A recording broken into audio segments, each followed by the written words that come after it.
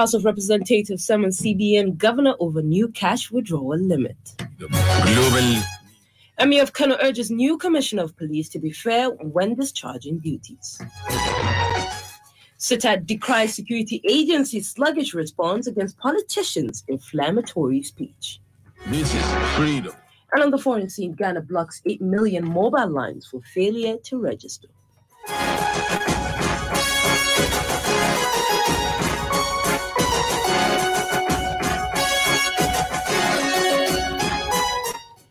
Good evening, you're listening to Freedom Global News on 99.5 FM. I am Zara Zanna. Today is the 8th of December, 2022, and now the news in full.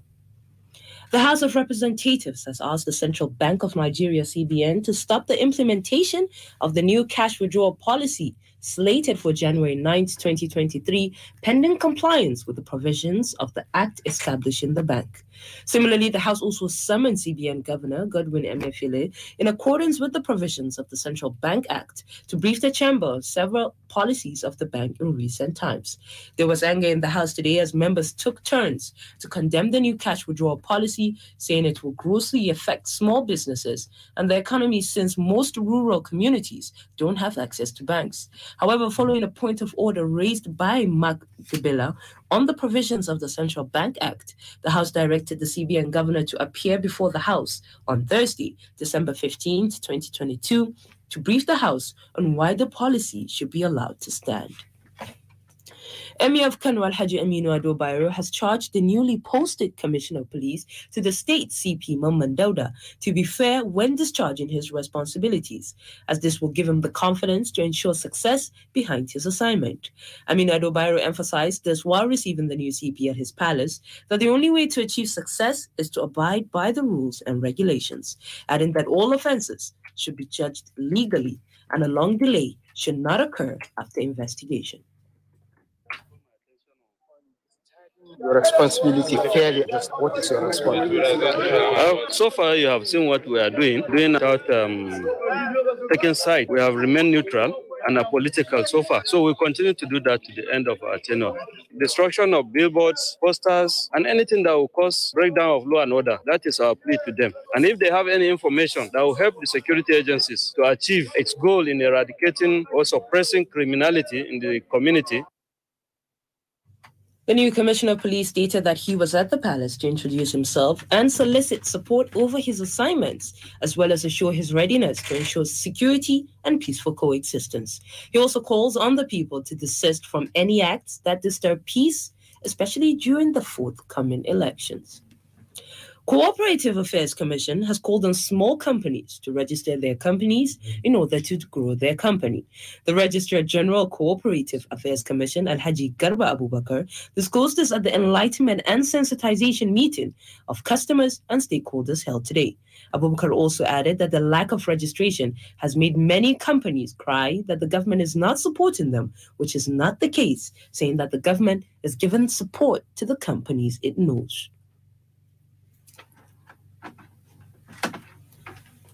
And what the company is disclosing to this agent, and it will end the era of multiple financial statements. They can accuse you, they have done the right. The database will have reflected. You know, the unfortunate thing, most people think when you register a company, you are done with it. You don't even need to come back. The law requires that you must file your annual returns every year. Any company that has not updated, we classify it as inactive, as far as we are concerned.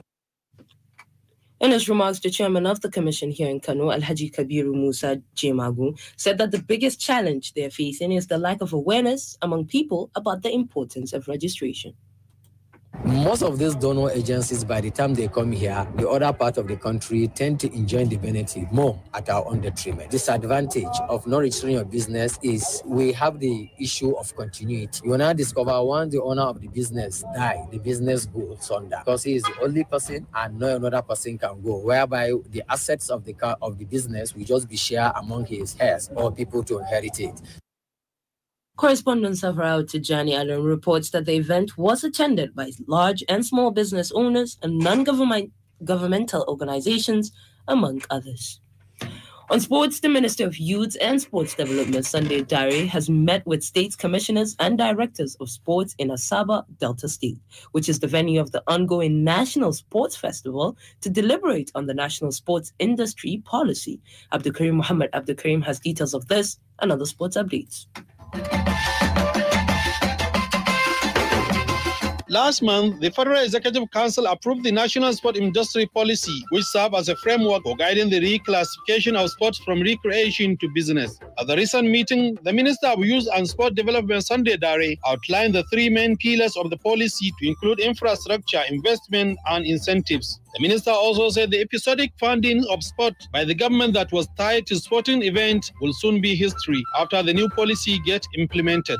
According to him, one of the incentives proposed and approved for a prospective investor in sports is a single-digit interest of 5% on loans from banks as against the standard 21%. He also promised to lead the way in providing a blueprint that will assist the state and federations to generate investment for sport development. Meanwhile, 15 players of the Flying Eagles have been sent packing from the team camp as preparation gear up for the 2023 Under-20 Africa Cup of Nations scheduled to hold in Egypt from February 18 to March 12. Ahead of the competition, head coach Ladan Boso invited 40 players camp last Monday, and after a week of training and 3 friendly matches, Boso has decamped 15 players.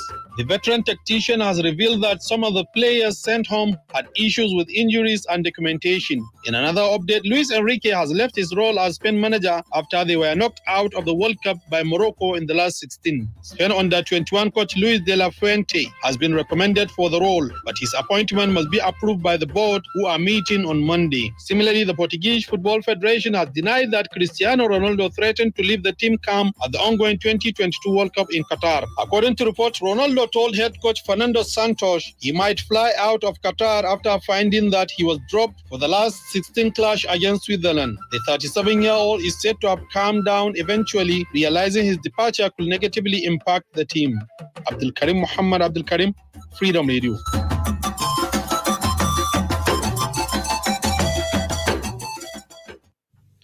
The Global News is coming to you from Freedom Radio 99.5 FM. You can send your comments, opinions, and watch us live on Freedom Radio Nigeria on Facebook.com.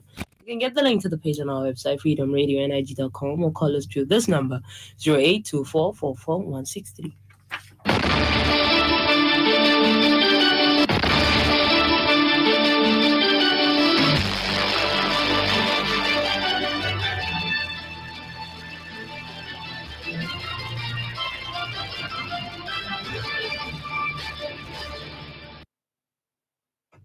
Welcome back. You're still listening to Freedom Global News on 99.5 FM. Center for Information Technology and Development, CITAD, decries the inability of security, especially the police force, in taking the actions against the inflammatory and provocative statements coming from high-level politicians in the system during the recent campaign activities. Senior Programs Officer CITAD, Isa Garba, stated this today in a press briefing held at the center office.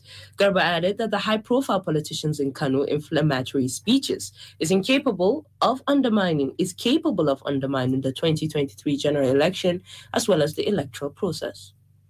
Looking down at what our issues, or they are not ready to engage us, or they are not ready to engage the politicians that are making, or they are even probably trying monitoring campaigns to be even monitoring the political happenings and the context in the state. Once they get a partner that is now monitoring that and trying to give a feedback to the police. Isa Garba said the speeches, on the other hand, will also deter stakeholders from partnering with the police in promoting the security of the state, hence the need for the police force to do the needful by taking the actions to arrest the situation. That will support them in covering of political campaigns and also taking actions that will now halt any security breach in the state. I think for the political parties leaders, this is a market that any marketer can use any means he think he can use to draw the attention of the people towards his commodity. Correspondent Amina Halilu Tidunwada reports that CITAD reiterated its commitment towards actualization of President Muhammadu Buhari's promise of leaving the legacy of free, fair, and credible elections. For tomorrow's weather forecast in some cities in Nigeria and parts of Niger Republic, here's the report.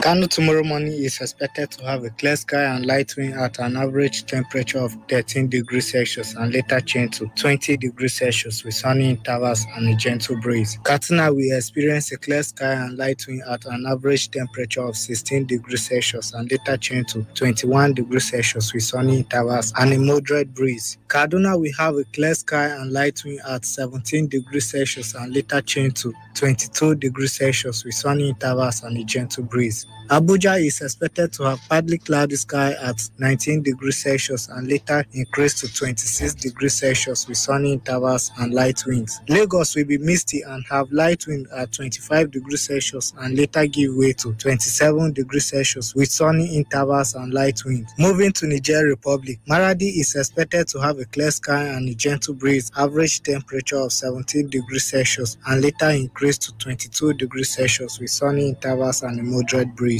While Zinda will have a clear sky and light wind at 18 degrees Celsius and later increase to 22 degrees Celsius with sunny intervals and a moderate breeze. Yerin Chate, Mark, Freedom Radio. On business, Abdurrahman Hamis in Medina has updates. Nigeria needs another 10 years to meet its yearly sugar production target of 1.7 million metric tons, capable of stemming and rising tide of sugar importation, while creating jobs, generating electricity, and producing ethanol for industrial purposes.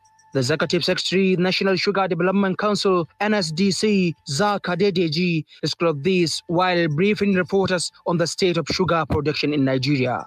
Adedeji revealed that a total of 250,000 hectares would also be required for cane cultivation, while 28 factories are expected to be established, even as over 100,000 direct and indirect jobs are expected to be created within the 10 years time frame as encapsulated in Nigeria Sugar Master Plan, NSMP Phase 2. He lamented that shortage of foreign exchange, technology for production, required land mass, and skills labor pose serious challenges to the success of the sugar sector. He explained that the good news is that presently, 4 companies have signed on to the Backward Integration Program, BIP, of the NSMP, stressing. The companies are Dangote Sugar Refinery, Bua Sugar Refinery, Golden Sugar Refinery, and Kia Africa Group. Abdurrahman Hamis in Medina, Freedom Radio. And on the foreign scene, the authorities in Ghana say more than 8 million unregistered SIM cards have been blocked in the country after their owners failed to meet a final registration deadline. Ismail Suleiman Sani reports. The disconnection of mobile lines means their owners will no longer be able to make calls or access the internet. Neither will they be able to use mobile money service. Ghana's Ministry of Communication and Digitization and the National Communications Authority had said the mandatory SIM card registration was to help fight crimes to ensure digital security. The process started in October last year when the government issued a directive for people to register their mobile lines. Meanwhile, Iran has announced what is the first publicly known execution of a person convicted for an allegedly crimes stemming from the country's ongoing protest. The man executed was identified today by the official news website of the Iranian judiciary as Mohsen Shekari. He was convicted of waging war against God for allegedly attacking a security officer with a knife and closing up a street in Tehran. Ismail Suleiman Sani, Freedom Radio. And with that, we've come to the end of today's Global News. On behalf of the entire production team and I, Zara Zanna, thank you for listening.